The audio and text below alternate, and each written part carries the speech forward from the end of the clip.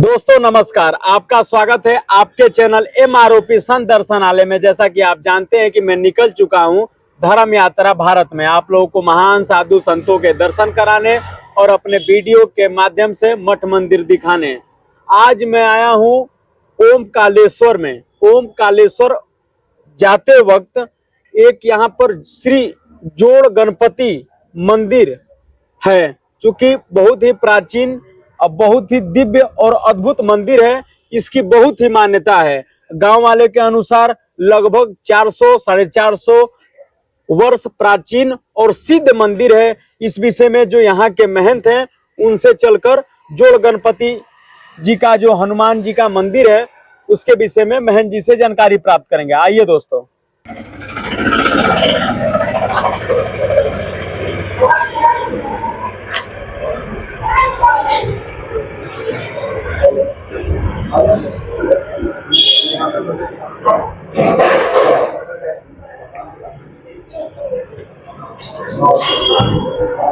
दोस्तों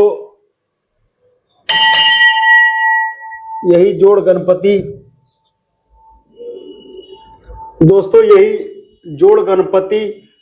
हनुमान मंदिर है, चूंकि सिद्ध मंदिर है और बहुत ही प्राचीन मंदिर है। मैं कहूंगा कैमरामैन से कि पास आकर दिखाएं।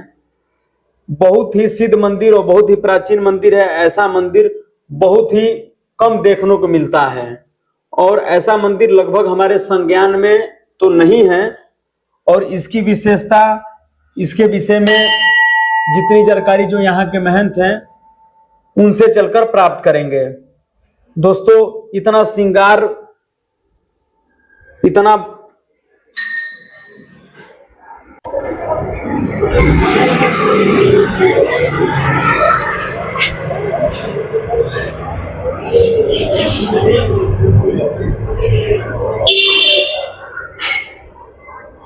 दोस्तों ये भी किसी चीज का मंदिर है और इस विषय में भी यहाँ के महंत थे जो उनसे जानकारी प्राप्त करेंगे। ये अन्नपूर्णा क्षेत्र है, गुरु जी द्वारा जो चलाया जाता है, जो जोड़ गणपति हनुमान मंदिर आश्रम में चलता है। और यह आश्रम बहुत ही प्राचीन था और यहाँ पर साधु संत भी 50-100 की संख्या में विराजते हैं और यहाँ पर विश्राम करते हैं।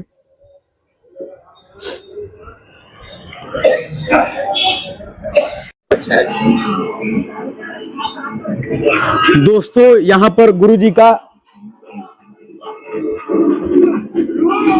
एक धूना है यहाँ पर।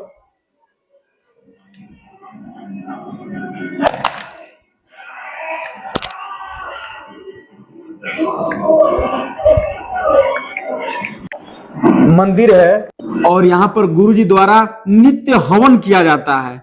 यहाँ पर ये हम चैतन्य रहता है और गुरु जी द्वारा प्रतिदिन हवन यहाँ पर किया जाता है। गुरु जी द्वारा प्रतिदिन यहाँ पर हवन किया जाता है और ये शालिग्राम जी यहाँ पर विराजमान है, लड्डू गोपाल जी भी विराजमान है। रोज इनको भोग लगने के बाद ही अन्नपूर्णा अन्न क्षेत्र चलता है। दोस्तों आइए, दोस्तों जो जोड़ गणपति जी के महंत हैं, आइए उनसे चलकर इस मंदिर के प्राचीनता, दिव्यता और अद्भुतता के विषय में जानकारी प्राप्त करते हैं। आइए दोस्तों।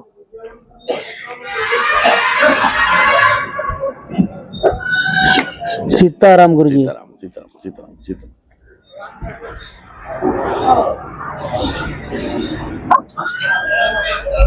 गुरु जी आपका शुभ नाम क्या है? मंगलदास त्यागी जी। गुरु जी आपके गुरु जी का क्या नाम है? देखिए, वैसे तो हम अपने गुरु का नाम नहीं लेते हैं जी। गुरु जी हमारे गुरुदेव हिमालयवासी कहलाते हैं जी। हिमालयवासी बड़े महाराज जी। जी गुरु जी आप किस अखाड़े से हैं? हम दिगंबर अखाड़े से हैं और हम लोग वैष्णव हैं, तेरा भाई त्यागी जी। गुरु जी ये जो जोड़ गणपति जी हनुमान जी का जो सिद्ध मंदिर है, ये कितना प्राचीन है, इसकी क्या दिव्यता है गुरु जी?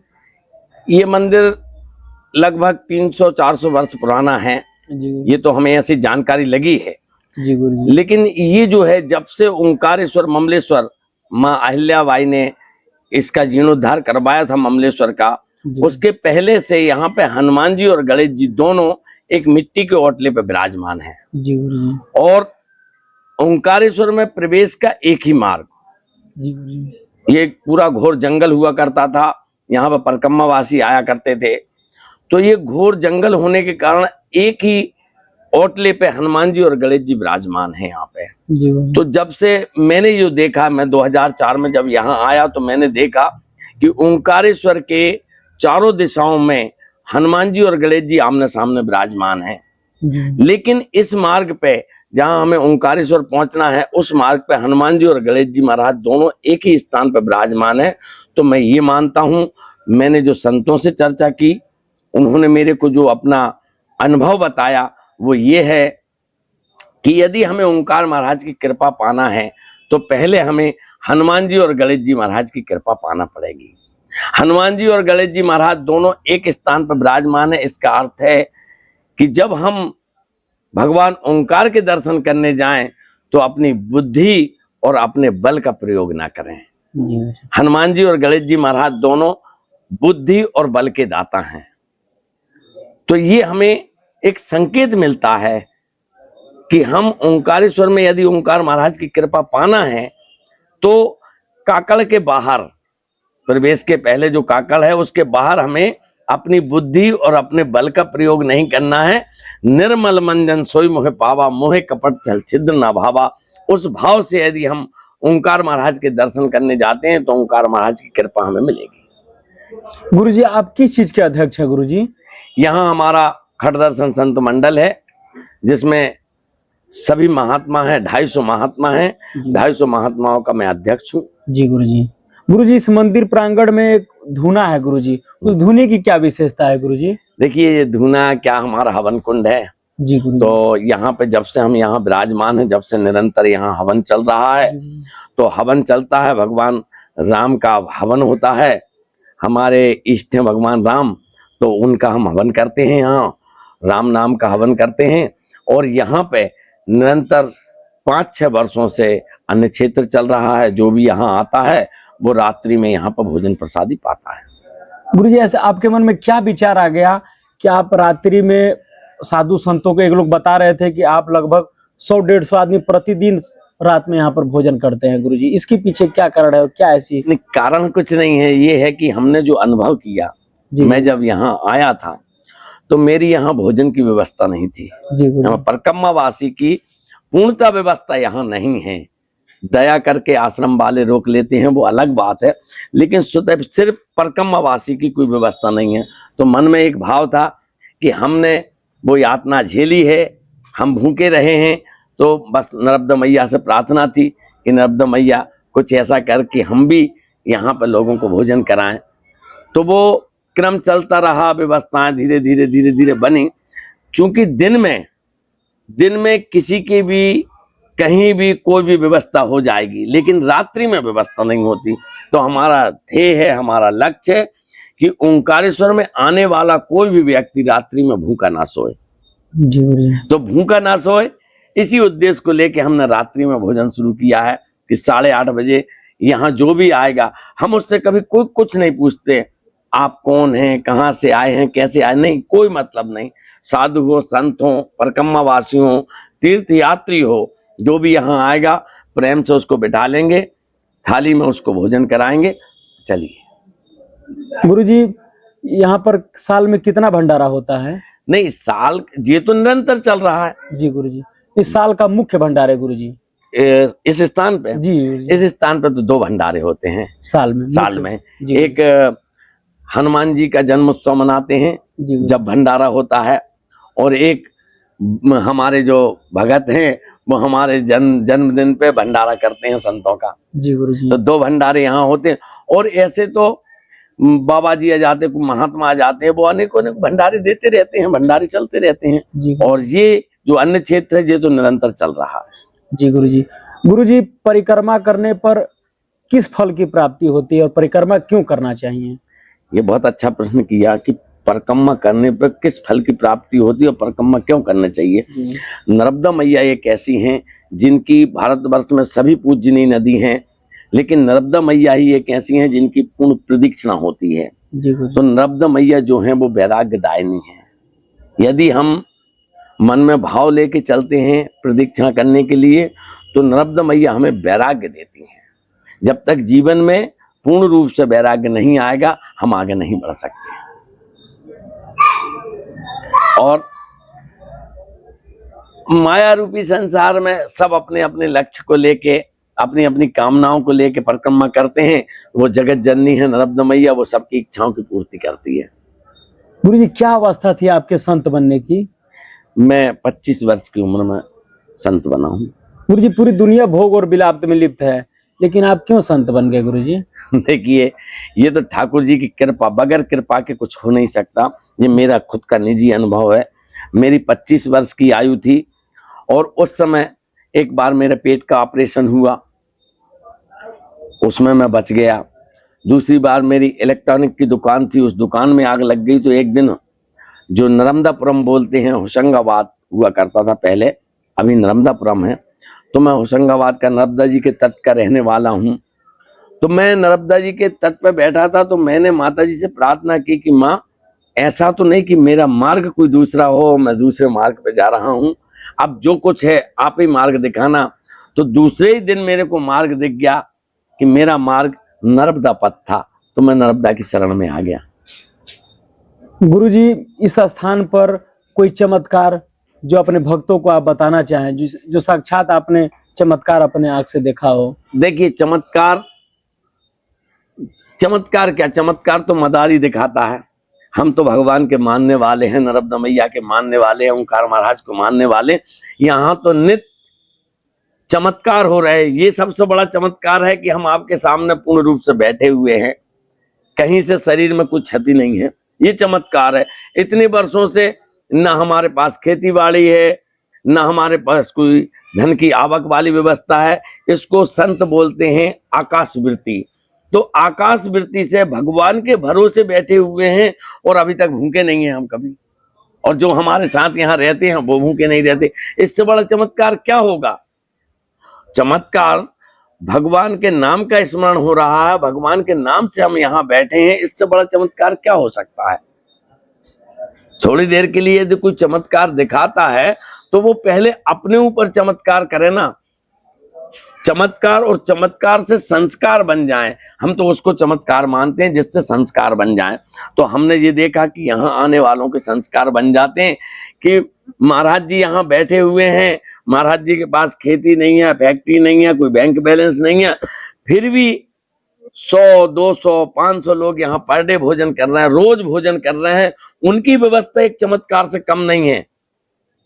अभी आप देखेंगे, यहाँ लोगों से जानकारी लेंगे कि हमारे पास क्या रहता है। यहाँ पे आकाश वृत्ति द्वारा लोगों ने हमें पहुंचा दिया तो हम लोगों को भोजन कराते हैं। इससे बड़ा चमत्कार मेरे लिए कोई दूसरा नहीं दिखता कि यहाँ आने वाला व्यक्ति भूखा नहीं रहता। गुरुजी, परोपकार क्या होता है? परोपकार हम सबसे बड़ा परोपकार है कि हमें ये रखना चाहिए कि किसी दूसरे का दिल ना दुखे, दूसरे का कभी क्षति ना पहुंच पाए। हम अपने निजी स्वार्थ के लिए दूसरे को क्षति पहुंचाते हैं, हम अपने निजी स्वार्थ के लिए दूसरे को क्षति पहुंचाते हैं। तो हमें ये भाव रखना चाहिए कि हमारे कारण कोई दूसरा परेशान ना हो। इससे बड़ा परोपकार कोई नहीं है। गुरुजी, परिक्रमा जो यात्रा है गुरुजी, वो कहाँ से शुरू करनी चाहिए और कहाँ पर खत्म करनी चाहिए, और कितने दिन की परिक्रमा यात्रा होती है गुरुजी? देखिए, इसका भाव तो अभी लोगों ने अपने अपने हिसाब से करने लगे, लेकिन प्राचीन संत महात्मा ऋषि मुनि जो परिक्रमा करते थे उसका विधान था 3 साल 3 महीना 13 दिन। 3 साल 3 महीना 13 दिन में हमें नर्मदा मैया के एक एक घाट पे, किसी घाट पे 4 दिन, किसी घाट पे 5 दिन, किसी घाट पे 7 दिन, किसी घाट पे 11 दिन, किसी घाट पे 21 दिन, ऐसे रुकते हुए और 3 चतुर्मास नर्मदा के किनारे पे करते हुए हमें 3 साल 3 महीना 13 दिन का परिक्रमा करना चाहिए। लेकिन लोगों को समय का अभाव है तो लोग 4 महीने 5 महीने में परिक्रमा कर लेते हैं। और परिक्रमा ओंकारेश्वर से प्रारंभ होती है और ओंकारेश्वर में समाप्त होती है और ओंकार महाराज को जल चढ़ता है। लेकिन नर्मदा जी के अमरकंटक उद्गम स्थल से लेकर खंबात की खाड़ी तक कहीं से भी आप परिक्रमा उठाएंगे, जल आपको ओंकार महाराज को ही चढ़ाना है। जी गुरु। तो ओंकार महाराज पे जब जल चढ़ाते हैं, नर्मदा मैया का संकल्प लेके जल की शीशी भर के हम परिक्रमा करते हैं। उस जल की शीशी का जो जल है वो पूरी परिक्रमा के बाद हमें ओंकार महाराज पे चढ़ाना है। गुरुजी, जीवन में गुरु बनाना क्यों जरूरी है? देखिए, जीवन में गुरु बनाना इसलिए जरूरी है कि गुरु ही एक वो हैं जो हमें अंधकार से उजाले की ओर ले जाते हैं। बगैर गुरु के कोई भी कार्य हमारे सफल नहीं हो सकते। भगवान राम आए, भगवान कृष्ण आए, वो तो भगवान थे ना, लेकिन उन्होंने भी इस मर्यादा को रखा है कि हमें भी गुरु बनाना पड़ेगा, गुरुकुल जाना पड़ेगा। बगैर गुरु की कृपा के हम आगे नहीं बढ़ सकते। गुरुजी, पाप क्या है और पुण्य क्या है? गुरुजी, पाप और पुण्य हमारे द्वारा अनैतिक कार्य किया हुआ किसी व्यक्ति का, हम जो है अभी हमने पहले बताया कि किसी का दिल दुख गया, कोई परेशान हो गया, दूसरों पर हित सम नहीं धर्म न दूजा। पर हित के सम दूसरा धर्म नहीं है। धर्म क्या है? दूसरे का, हम दूसरे के कोई काम आए और दूसरे का छीनना, दूसरे को, हमें दूसरे के साथ छल करना, ये अधर्म है। व्याख्यान तो बहुत हैं, पुस्तकों में बहुत महात्मा व्याख्यान करते हैं। देखिए, कलयुग में कलयुग केवल नाम आधारा, सुमर सुमर नर उतरहि पारा। भगवान के नाम का स्मरण करना सबसे बड़ा धर्म है और भगवान का स्मरण न करना सबसे बड़ा पाप है। गुरुजी, गुरु का आशीर्वाद कब बना रहता है? गुरु का आशीर्वाद जिस दिन गुरु की शरण में आप जाते हैं, जिस दिन गुरु की शरण में आप जाते हैं, उसी दिन से गुरु का आशीर्वाद आपके साथ हमेशा अनंत काल तक आपके साथ गुरु का आशीर्वाद बना रहेगा। गुरुजी, भगवान को पाने का कोई सरल मार्ग? भगवान को पाने का सरल मार्ग है भगवान की शरण में जाना निर्मल मन से। निर्मल मन से हम ये विचार करते हैं, भगवान की शरण में जाने के पहले हमारे पास अनेकों विचार आते हैं कि कैसे जाना, कैसे नहीं जाना। हम उनको क्या दे सकते हैं? हम उनको कुछ नहीं दे सकते, सिर्फ 2 हस्तक और 1 मस्तक। पूर्ण रूप से भगवान के समर्पित हो जाना कि जो करते हैं वो ठाकुर जी करते हैं, ठाकुर जी के अलावा कुछ नहीं करता। पूर्ण शरणागति आपको आएगी तो परमात्मा हमेशा आपके साथ है। गुरुजी, तपस्या साधु क्यों करते हैं? तपस्या साधु क्यों करते हैं? तपस्या का क्या है? तप। जी गुरुजी। अपने आप को तपाना, अपने आप को तपाना जी, भौतिक संसार से विलग होना, भौतिक संसार से दूर जाना, भगवान के समीप पहुंचना। यदि हम तपेंगे नहीं तो हम वहां पहुंच नहीं सकते। गुरुजी, एक शंकराचार्य जी हैं, शंकराचार्य जी भगवान अभिमुक्तेश्वरानंद सरस्वती जी महाराज, वो कह रहे हैं कि जो राम मंदिर की प्राण प्रतिष्ठा हुई है वो अधूरी है। उस पर आप क्या कहना चाहते हैं गुरुजी? नहीं, उस विषय में तो हम कुछ नहीं कह सकते।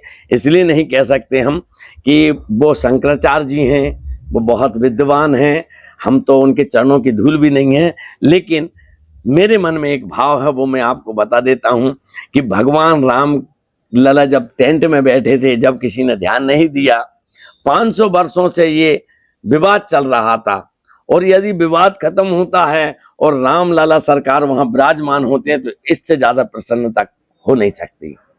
अब ये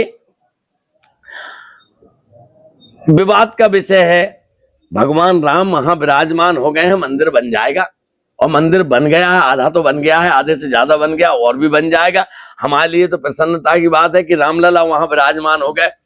ये हमारा दुर्भाग्य था कि हम तो पक्के घरों में रह रहे हैं और हमारे रामलला टेंट में बैठे हैं, फटे तिरपाल में बैठे हैं। जब किसी को बुरा नहीं लगा, जब किसी ने आके नहीं कहा, लेकिन कितना बड़ा विवाद था और आज वो विवाद हल हो गया है और रामलला यदि मंदिर में विराजमान हो गए तो हमें तो ये सौभाग्य प्राप्त हुआ कि हम वहां जाके रामलला को विराजमान होकर देखा। ये विद्वानों की बातें हैं, विद्वान जाने, हम तो मूर्ख हैं, हम तो पढ़े लिखे नहीं हैं, तो हम तो बस रामलला विराजमान हो गए, हमारे लिए सब कुछ हो गया। गुरुजी, घर की याद आपको नहीं आती है? घर की याद पहले आती थी, और अब तो इतना बड़ा घर हो गया कि ये संसार ही हमारा घर है। आप बैठे हैं, आप ही हमारे परिवार के हैं। इस स्थान पर जो भी आता है वो हमारे परिवार का है, परिवार अलग नहीं है। हमने एक घर छोड़ा है, हजारों लाखों घर हमारे बस गए हैं। गुरुजी, साधु संत जंगल में तपस्या क्यों करते हैं? जंगल का कोई ऐसा विधान नहीं है कि जंगल में तपस्या करें। जी गुरुजी। आवश्यकताओं को ना बढ़ाते हुए कम से कम में निर्वाह करें, इसलिए जंगल में तपस्या करते हैं, विघ्न ना आए। हम यहाँ पे जंगल में रहेंगे तो अभाव रहेगा, अभाव में रहेंगे आनंद से भगवान का भजन करेंगे। शहर में रहेंगे तो अनेक अनेक चीजें हमें सताएंगी। गुरुजी, ईश्वर को कोई देखने का कोई सरल मार्ग? देखिए, ईश्वर को देखना, ना वो मुझसे दूर थे ना मैं उनसे दूर था, और नजर न मिली तो नजर का कसूर था।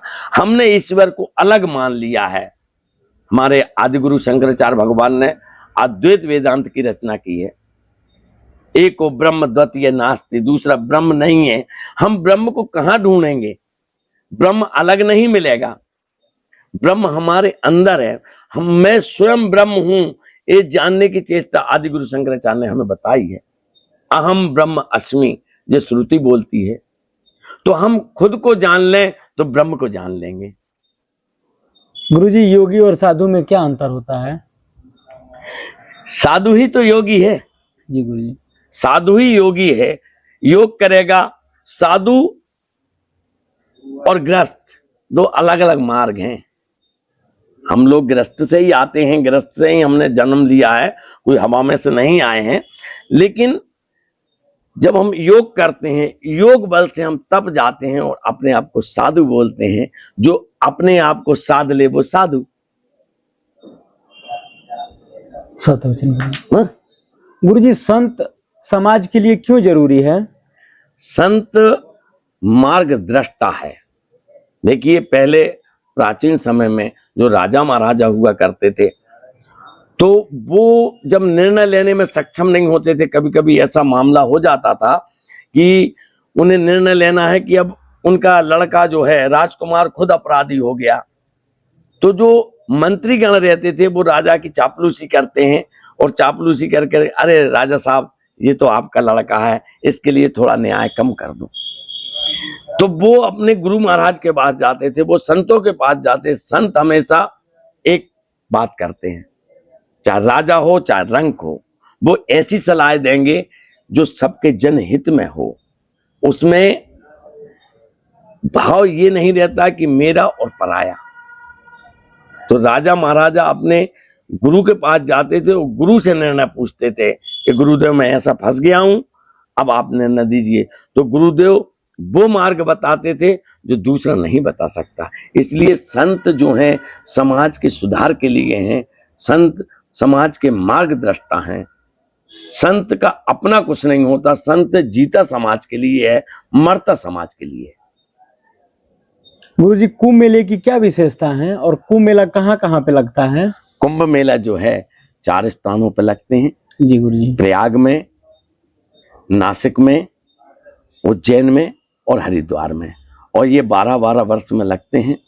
और कुंभ मेले जो हैं हमारे संतों का एक समागम है। एक साथ जब संत वहां पे समागम करते हैं तो वो कुंभ हो जाता है। ऐसा कहा गया है रामायण जी में, मुद मंगल में संत समाजू, जो जग जंगम तीर्थ राजू।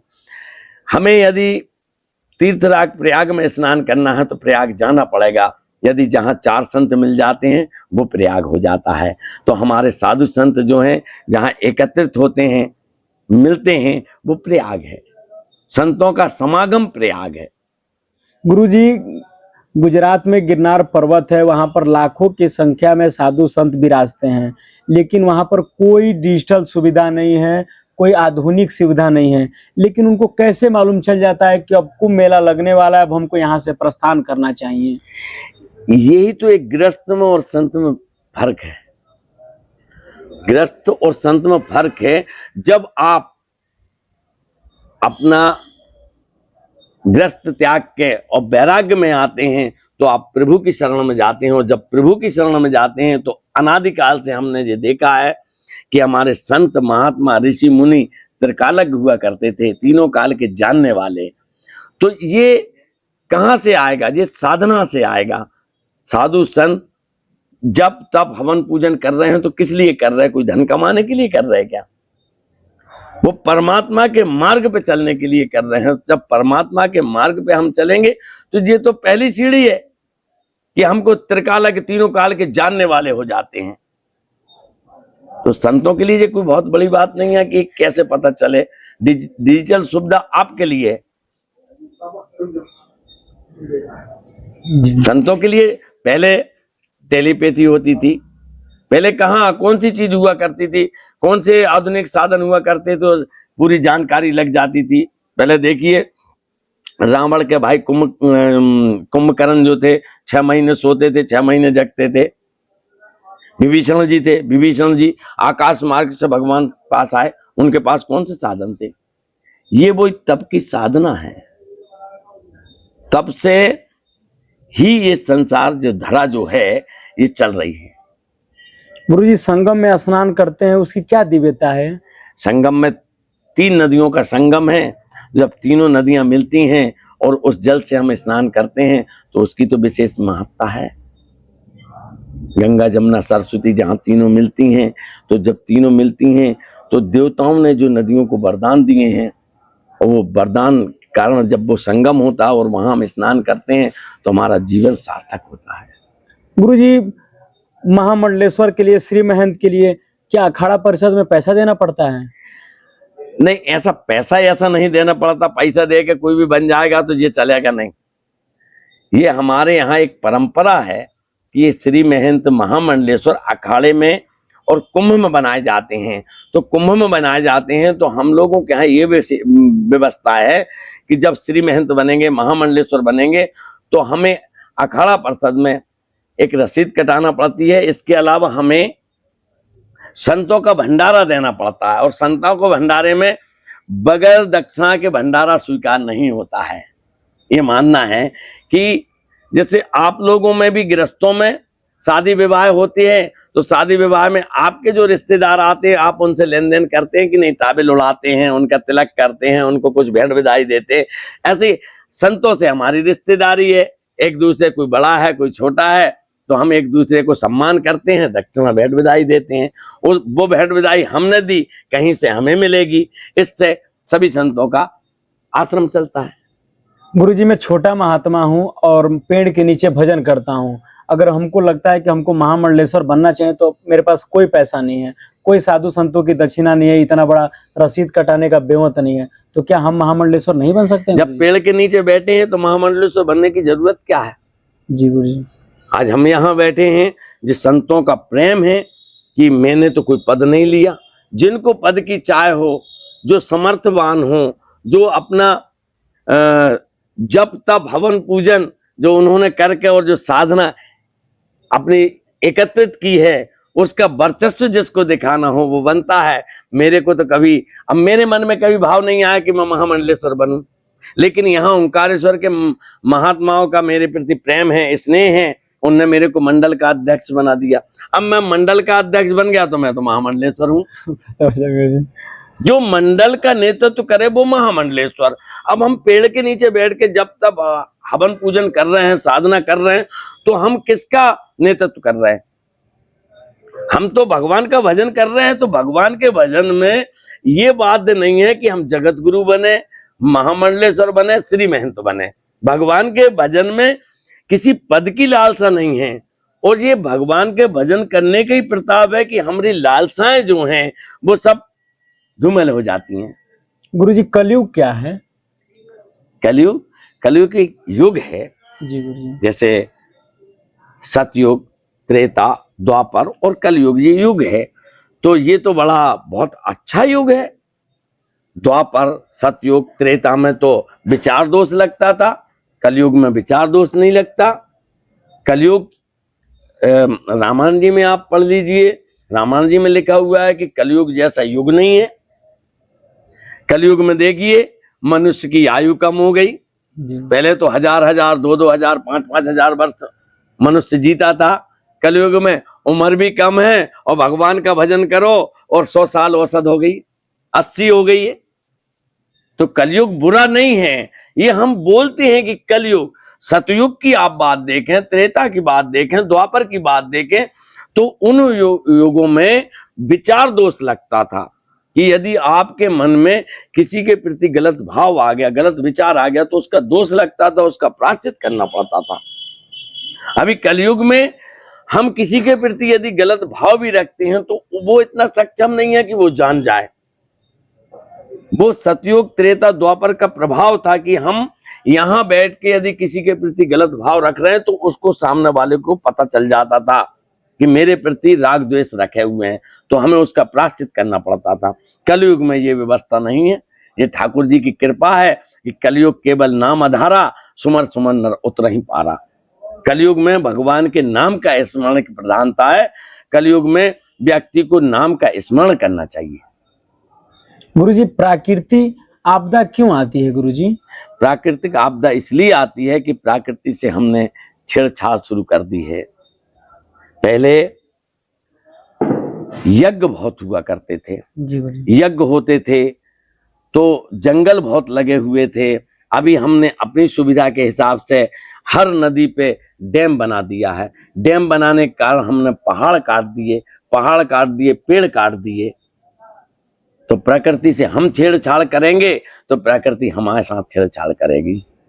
आप देखिए, बड़े बड़े शहरों में देख लीजिए, पेड़ एक नहीं दिखेंगे, एसी अनेक दिखेंगे। तो हम प्रकृति से हम छेड़छाड़ करते हैं तो प्रकृति अपना स्वरूप बदलती है। गुरुजी, माया क्या है? माया ये जो संसार दिख रहा है यही माया है। इस माया रूपी संसार में व्यक्ति भूल गया है कि हम यहां हमेशा के लिए नहीं हैं। ये जो भ्रम है, मैंने ऐसा कर लिया, मैं ऐसा करूंगा, और इस बात को भूल गया है कि मृत्यु अटल सत्य है। मृत्यु आना है, जिसने जन्म लिया है उसकी मृत्यु आएगी। लेकिन वो भूल जाता है, वो मृत्यु को याद करना नहीं चाहता, वो मृत्यु की तरफ देखना नहीं चाहता। बस वो जे इसमें लगा हुआ है कि मैं और मैं मेरा परिवार, और उसी को सब कुछ समझ लिया है उसने, और उसी की दौड़ में लगा हुआ है। ये माया जो दौड़ा रही वो माया। गुरुजी, कलयुग में किस मंत्र का जाप करना चाहिए? कलयुग में राम नाम मंत्र का जाप करना चाहिए। राम नाम मंत्र का जाप करिए, आनंद आएगा, कृपा होगी ठाकुर जी की। गुरुजी, गृहस्थ जीवन में कोई है, वो किस प्रकार की साधना करे, कैसी साधना करे जिससे भगवान की प्राप्ति बहुत जल्दी से हो जाए? देखिए, गृहस्थ जीवन में गृहस्थ आश्रम सबसे बड़ा आश्रम बताया गया है, क्योंकि हम लोग तो अपने हिसाब से घर से निकल गए हैं और अपना आश्रम बना लिया है और रह रहे हैं, हमको किसी की चिंता नहीं है। लेकिन एक गृहस्थ को, एक सदगृहस्थ को कितनी चिंताएं रहती हैं। अपने रिश्तेदारों की चिंता है, अपने पड़ोसियों की चिंता है, अनेकों चिंता रहती है। तो वो गृहस्थ यदि घर में रहते हुए, परिवार में रहते हुए, समाज में रहते हुए यदि वो समभाव से चले, उसका जो कार्य है उन कार्यों को विधिवत तरीके से वो करता रहे, उसका वो भजन है, उसका वो भजन है। उससे उसको गृहस्थ को छोड़ के साधु नहीं बनना। जैसे जो अभी कुछ लोगों हमने देखे हैं कि अपनी बीवी बच्चों को छोड़कर और साधु बन जाते हैं, तो जो वो वहां सुखी नहीं रहे हैं तो यहां सुखी नहीं रहेंगे। आप अपने घर में रह के भगवान का नाम स्मरण करें, अपने परिवार का भरण पोषण करें, भजन करेंगे, वो साधु से कम नहीं है। साधु तो अपने उसमें अपने मार्ग में हैं, जिन्होंने शादी नहीं की, जिन्होंने गृहस्थी बसाई नहीं है। तो मेरे को तो इस बात पे एक बात याद आती है कि हो सकता है ठाकुर जी की कृपा से हम पिछले जन्म के भगोड़े हों, जो हमने अपने परिवार के निर्वाह नहीं किया, तो परमात्मा ने इस बार हमें रिजेक्ट कर दिया, चलिए आपकी शादी विवाह नहीं होगी, क्योंकि आप परिवार को सही ढंग से चला नहीं पाए। यदि भगवान ने आप पे कृपा की है और आपका घर बसाया है, तो आप उसके घर का निर्वाह करिए, अपने परिवार का निर्वाह करिए, अपनी समाज का निर्वाह करिए। वो ही आपका भजन है, वो ही आपका तप है। जिस तरीके से लोग धर्म परिवर्तन कर रहे हैं गुरुजी, लोग मतलब आदिवासी जितने हैं वो ईसाई धर्म में कन्वर्ट होते जा रहे हैं, उस पर आप क्या कहना चाहते हैं गुरुजी? क्या देखिए, जी गुरुजी, हाँ बोलिए। क्या आने वाले समय में सनातन धर्म को खतरा होगा गुरुजी धर्म परिवर्तन करने से? देखिए, सनातन धर्म पे ना कभी खतरा था और ना कभी खतरा होगा, और सनातन को कोई मिटा नहीं सकता। देखिए, हमने सनातन, कभी हिंदू ने किसी दूसरे धर्म वाले को तो ये नहीं कहा कि आप हिंदू बनो। हमको आवश्यकता ही नहीं, हमारा धर्म तो शाश्वत है, हमारा धर्म हमेशा से अनादिकाल से है, हमारा ही धर्म अनादिकाल से है, जो कभी ना मिटा है और ना मिटेगा। हमको किसी को बनाने की आवश्यकता नहीं है। जो कमजोर होगा, जिसका धर्म कमजोर होगा, वो अपने धर्म को बढ़ाने के लिए दूसरों को, दूसरे धर्म के लोगों को लाके अपने धर्म में बढ़ाएंगे, तो वो कमजोर है। सनातन कभी कमजोर नहीं था और सनातन कभी कमजोर नहीं हो सकता। गुरुजी, आप ओमकालेश्वर में रहते हैं, ओमकालेश्वर जी जो महादेव हैं, इनकी विशेषता बताइए गुरुजी। देखिए, ओंकार महाराज जो हैं, जी, ओम, ओम प्रणव है। ओम से ही शब्द ब्रह्म की उत्पत्ति हुई है। यहाँ ओंकारेश्वर, जहाँ हम यहाँ पे बैठे हुए हैं, ओंकारेश्वर क्षेत्र में, ये मानधाता नगरी है। इस नगर का नाम है मानधाता, और यहाँ ओम आकार का पर्वत होने के कारण इसको ओंकारेश्वर बोलते हैं। तो ये तो चतुर्थ ज्योतिर्लिंग है। ऐसे 12 ज्योतिर्लिंग में गणना करें तो चतुर्थ ज्योतिर्लिंग है, लेकिन ओम से ही इस सृष्टि की उत्पत्ति हुई थी, इसलिए ये विशेष है। गुरुजी, जिस तरीके से देश में पेड़ कटते जा रहे हैं, उस पर आप क्या कहना चाहेंगे गुरुजी? देखिए, हमने पहले भी अभी कहा आपसे कि हम प्रकृति से छेड़छाड़ करेंगे तो प्रकृति हमारे साथ छेड़छाड़ करेगी। तो मैं तो यहाँ जो परिक्रमा-वासी आते हैं, मैं सभी को संदेश देता हूँ कि आप परिक्रमा के नाम का एक वृक्ष जरूर लगाएं। एक वृक्ष आप अपनी परिक्रमा करके एक वृक्ष जरूर लगाएं। एक वृक्ष आप लगाएंगे तो एक एक वृक्ष करके लाखों वृक्ष लग जाएंगे। तो हमें वृक्ष लगाना चाहिए। हमारी कोशिश ये रहती कि हमसे जो भी मिलने वाले व्यक्ति हैं, उसको हम ये बोलें कि भैया अपने जीवन में एक वृक्ष जरूर लगाओ। गुरुजी, मुक्ति कैसे मिल सकती है? मुक्ति, देखिए, अपन इसको बहुत ज्यादा गहराई में जाएंगे तो बहुत लंबा हो जाएगा। मुक्ति क्या है और मुक्ति चाहिए किसको? जी गुरुजी, ना? जी गुरुजी। यदि हमारा शरीर पूरा होता है तो शरीर तो पंच तत्वों में विलीन हो जाएगा, तो शरीर को तो मुक्ति चाहिए नहीं। फिर बची आत्मा, तो आत्मा तो अजर है, अविनाशी है। आत्मा का किसी से टच नहीं है। आत्मा नैनम छिंदम शस्त्राणि, भागवत जी में बोला। जब भगवान कृष्ण उपदेश दे रहे हैं अर्जुन जी को, तो नैनम छिंदम शस्त्राणि, आत्मा को शस्त्र काट नहीं सकता, आग जला नहीं सकती, पानी भिगो नहीं सकता, वायु सुखा नहीं सकती।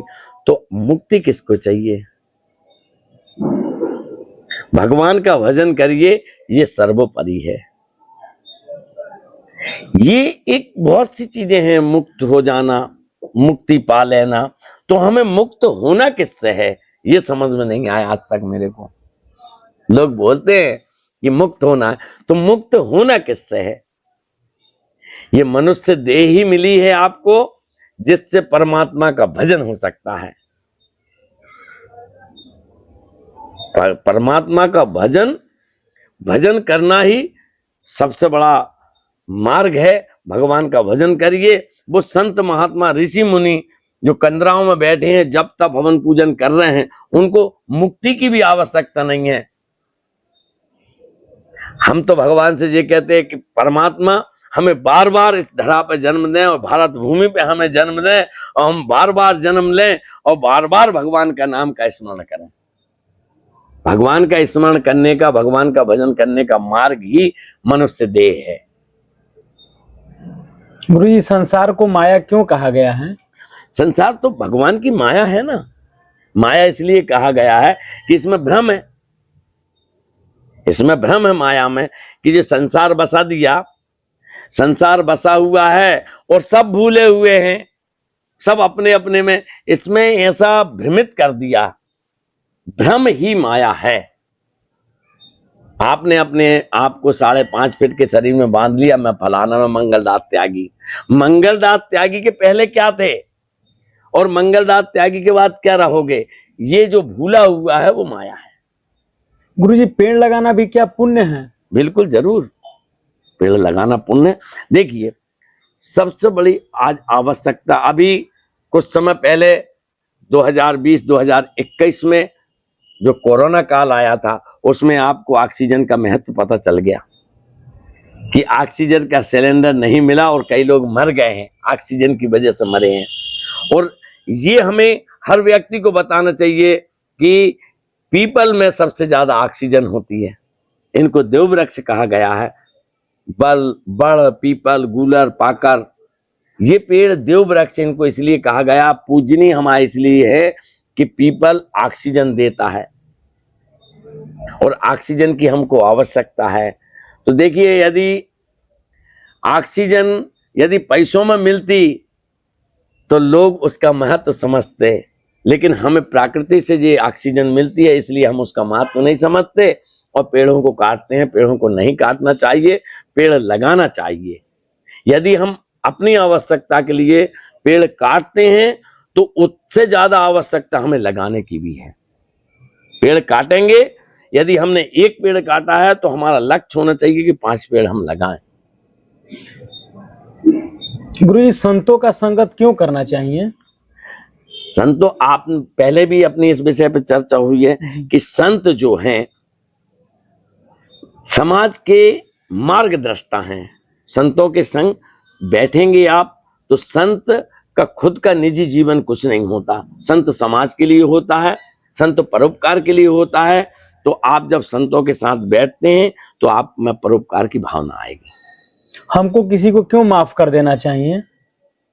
हमें माफ करना हमारा, देखिए, माफ, किसी ने यदि अपराध किया है तो उसके सजा देने के अधिकारी हम नहीं हैं। आपको मैं बहुत अच्छी बात बताता हूं जी गुरुजी। हमको अपनी अपनी समाज में अपने अपने हिसाब से रहना है। भगवान राम, भगवान लक्ष्मण जब विश्वामित्र जी के साथ वन में जा रहे थे तो विश्वामित्र जी, वशिष्ठ जी ऐसे महात्मा थे जो अपने जल से वो राक्षसों का वध कर सकते थे, लेकिन उन्होंने भगवान राम को, भगवान लक्ष्मण को अनेकों अनेकों शस्त्र दिए, दिव्य शस्त्र दिए। तो क्या ये हमें समझ में नहीं आएगा कि संत महात्मा क्षमा करते हैं, वो शस्त्र नहीं उठाते, उनमें समर्थता है शस्त्र प्रदान करने की। तो जो शस्त्र प्रदान कर सकता है वो शस्त्र उठा भी सकता है, लेकिन हमारा ध्येय है, हम संत हैं, हमारा भाव क्षमा का है, क्षत्रिय का धर्म है रक्षा का। तो शस्त्र क्षत्रिय उठाए, संत क्षमा करे। गुरुजी, साधु धूना क्यों लगाते हैं? धूना जी हमारी परंपरा है। जी गुरुजी, ये हमारी परंपरा है धूना की, कि धूना, हम लोग जंगल में रहते हैं, ठंड गर्मी बरसात, हम लोग वस्त्र नहीं पहनते, हम लोग पूरे सिले हुए वस्त्र नहीं पहनते, तो धूने में हमारा भोजन भी बनता है और धूने की आग से हम अपने शरीर को भी बचाते हैं। धूना तो एक हमारी साधना है। गुरुजी, आपके भक्तों के लिए और हमारे दर्शकों के लिए कोई आपका आशीर्वचन? गुरुजी, मैं आशीर्वचन यही है कि भगवान का भजन करिए और इस धरा पे आए हैं तो धरा की रक्षा के लिए पेड़ जरूर लगाइए। गुरुजी, छोटा सा कोई संदेश? यही संदेश है हमारा तो कि आप भगवान का भजन करिए और समभाव से रहिए, सबको अपना समझ कर रहिए। जय श्री राम। गुरुजी, कोई आपसे मिलना चाहे, कोई यहाँ पर आना चाहे देश विदेश या फिर दिल्ली, बॉम्बे, गोवा, गुवाहाटी से, तो कैसे यहाँ पर आ सकता है और कैसे आपसे मिल सकता है? गुरुजी, यहाँ मध्य प्रदेश में खंडवा जिला है जो इंदौर के समीप है। खंडवा से 80 किलोमीटर दूर ओंकारेश्वर चतुर्थ ज्योतिर्लिंग। यहाँ पे सभी मार्गों से आने का मार्ग है, वायु मार्ग से भी आ सकते हैं, ट्रेन मार्ग से भी आ सकते हैं, सड़क मार्ग से भी आ सकते हैं। और ये चर्चित है, विख्यात है चतुर्थ ज्योतिर्लिंग। और इस चतुर्थ ज्योतिर्लिंग में नए बस स्टैंड के पास श्री जोड़ गणपति हनुमान मंदिर 12 महीने 24 घंटे हर घड़ी हर क्षण दरवाजे खुले रहते हैं। हमारा एक स्थान एक ऐसा है जहाँ कहीं ताला नहीं लगता, कोई भी कभी भी आ सकता है। नरब देहर गुरु जी अपना कीमती समय देने के लिए बहुत धन्यवाद। अंगे हार शंकरे हर पार्वती पति तारा हर महादेव। गुरुजी द्वारा इतने लोगों को प्रतिदिन भोजन कराया जाता है, लगभग ये 100 की संख्या में लोग यहाँ पर पंगत कर रहे हैं। और गुरुजी देखिए प्रसाद में दाल चावल, ये क्या है, ये बाफले सब्जी हर चीज है। और वो 100 की संख्या में साधु संत गृहस्थ जीवन में कोई भी आ जाए यहाँ पर श्री जोड़ गणपति हनुमान मंदिर आश्रम में, यहाँ पर कितने भी संख्या में लोग आ जाए, 500 1000 रोज यहाँ पर पंगत गुरुजी द्वारा कराया जाता है।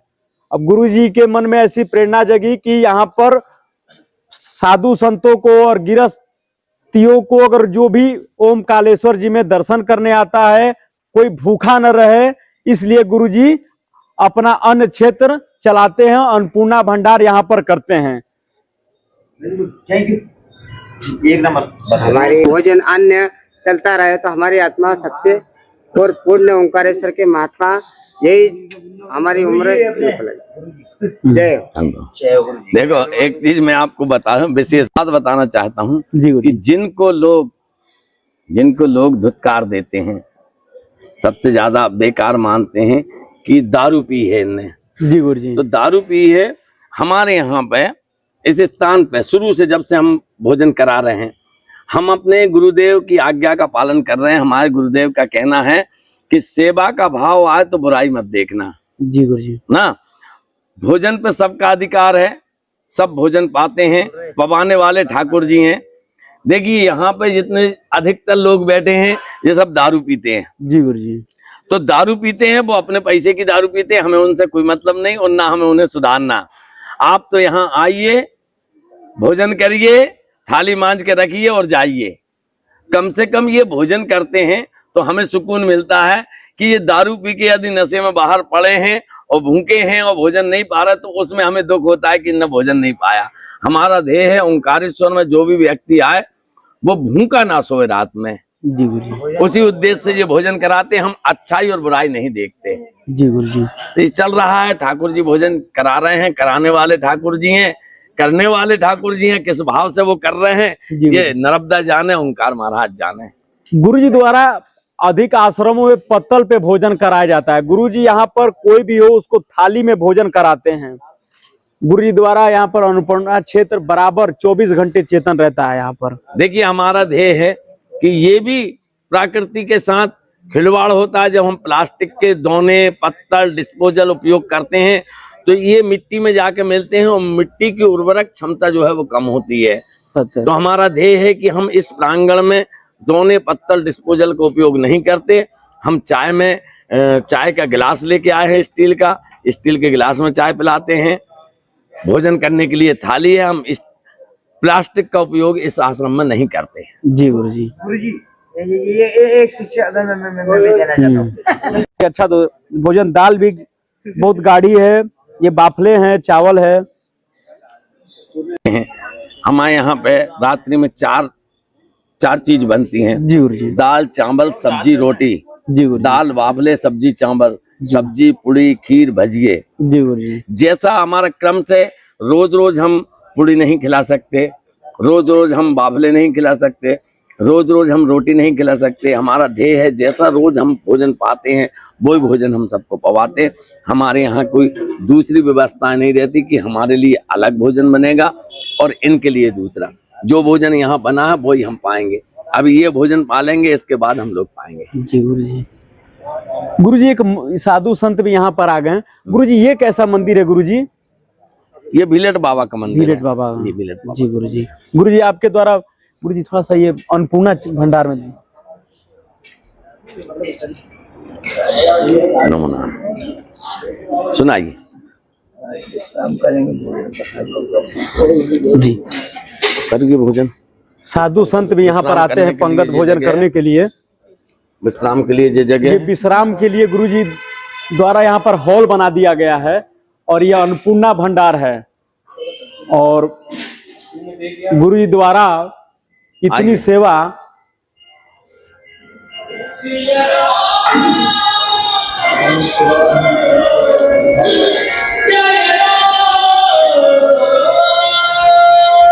वाह जी वाह। ये भोजन बनता ये भोजन बनता है गुरुजी। सीताराम गुरुजी। है। ये जो है जी गुरुजी। ये हमारे भंडारी जी हैं। जी जी। यही अकेले व्यक्ति भोजन बनाते हैं। अरे बाप रे बाप। यही अकेले भोजन बनाते हैं। जी, भंडारी जी का शुभ नाम गुरुजी? ये सुरेंद्र दास है। ये सुरेंद्र दास। हाँ, हमारे ही शिष्य हैं। जी जी जी जी। और इनका भाव है सेवा का। जी वास्तव में यदि सेवा का भाव देखना है तो सुरेंद्र जी का देखिए कि ये अकेले ही भोजन बनाते हैं। सिर्फ किसी को सहायता के लिए बुलाते हैं कि ये तपेले उठाने के लिए, बाकी दाल चावल सब्जी रोटी यही बनाते हैं। जी। चलिए इसको